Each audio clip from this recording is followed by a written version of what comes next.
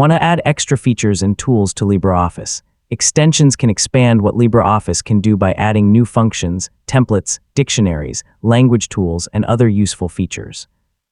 In this tutorial, I'll show you how to install extensions in LibreOffice in 2026. So let's get started. First, find an extension that you want to install.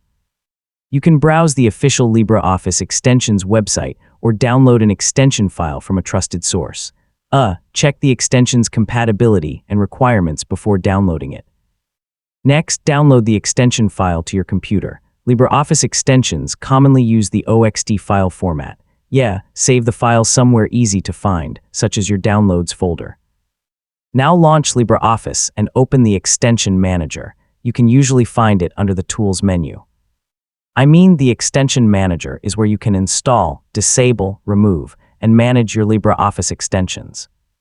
In the Extension Manager, choose the option to add or install an extension, then browse to the OXT file you downloaded. Select the file and follow the prompts to complete the installation. You may need to accept a license agreement or confirm the installation. After the installation finishes, LibreOffice may ask you to restart the application. Save any open documents, close LibreOffice, and launch it again.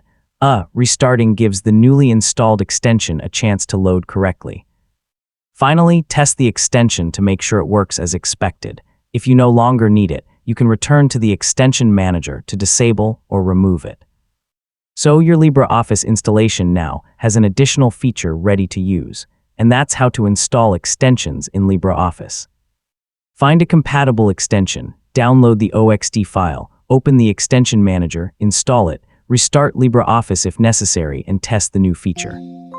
Extensions can be a great way to customize LibreOffice and add tools that fit your workflow. Thanks for watching, and I'll see you in the next tutorial.